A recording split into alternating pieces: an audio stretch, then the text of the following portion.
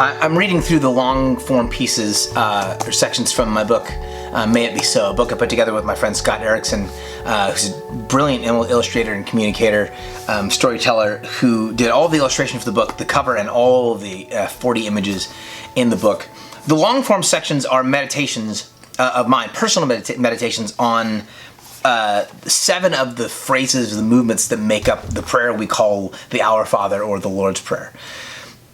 This particular phrase that I meditated on for this section is the phrase "on earth as it is in heaven," and it's a strange little theological phrase, or at least was for me for the longest time. I didn't have any personal emotional resonance with the idea, with the phrase, the hope or the reality on earth as it is in heaven.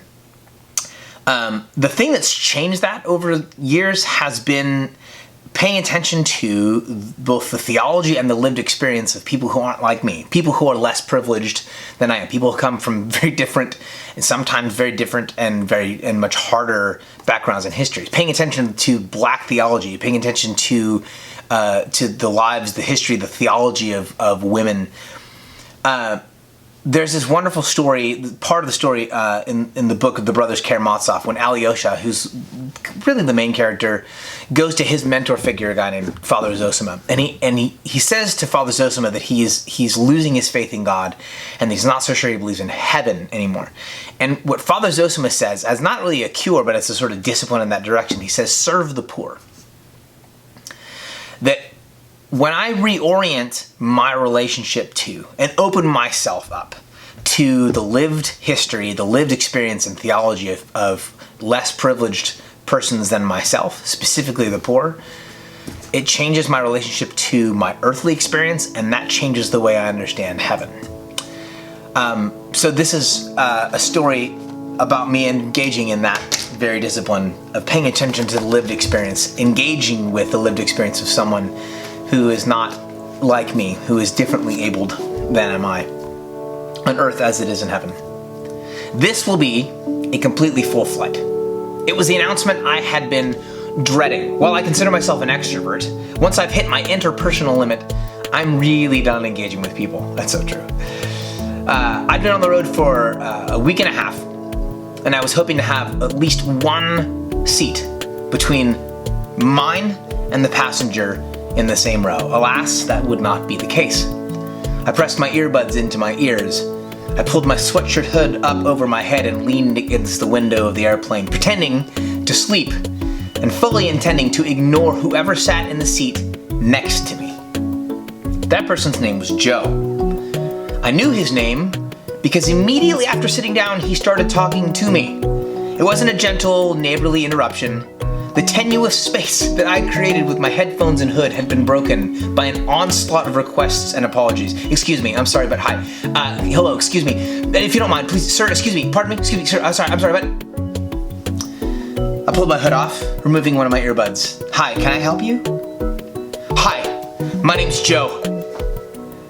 Hi, Joe, I'm Justin. I waited for a few moments to see if he'd pick up the conversation. He didn't. Joe, do you need something? Yes, he responded. Can you help me with my seatbelt? As I walked him through the process of buckling his seatbelt, I noticed Joe was exhibiting many of the same behaviors I see in friends living with autism. Later that day, after stepping off the plane in Chicago, I talked with Joe's parents, from whom he'd been separated boarding the plane, and learned that Joe was in fact autistic. He'd never been on an airplane before. If you know someone living with autism, you understand that familiar and unfamiliar environments and unfamiliar protocols and mechanisms can be confusing or intimidating for sisters and brothers with autism. Joe thanked me as I reached for my earbud and put it back in my ear. His eyes widened as he watched my hand raise and plug it into my ear. And then, with volume more appropriate for the discovery of lost keys, he shouted, "Wait! Who's your favorite baseball team?" Joe, it seemed, was not done talking with me. I dropped the earbud and told Joe that since I was born in Oakland, I was a fan of the Oakland Athletics. He booed loudly. I'm sorry, the kind of booing generally heard from the third deck of a stadium during a particularly rough stretch of baseball. Ignoring the glances of those around us, Joe and I talked about baseball for a while, including what was wrong with the American League and why he liked the Chicago Cubs so much. Somehow our conversation morphed into talk of comics and superheroes and why the movies about them were always just a bit disappointing. All of this while our plane still was parked at the gate after takeoff.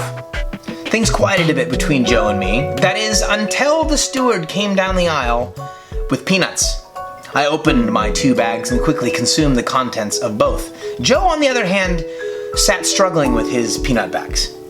He pulled, he tugged, he shook and flapped and pulled and tugged again, and then he dropped both bags of peanuts into my lap. In Joe's mind, it was my responsibility to open those bags of peanuts now. Why?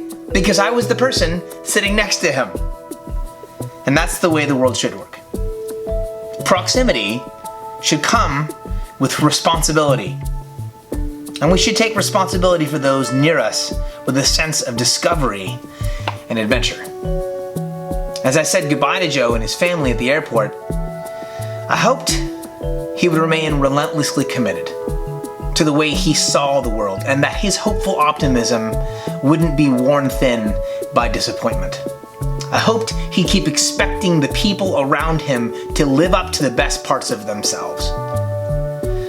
I thought about the ways I expected so little of the people around me, and even of myself, to the point that generosity and kindness and charity felt like exceptions to the rule of selfishness and greed and isolationism. I recognized how I'd embraced a much sadder view of human behavior and relationship than I'd even realized.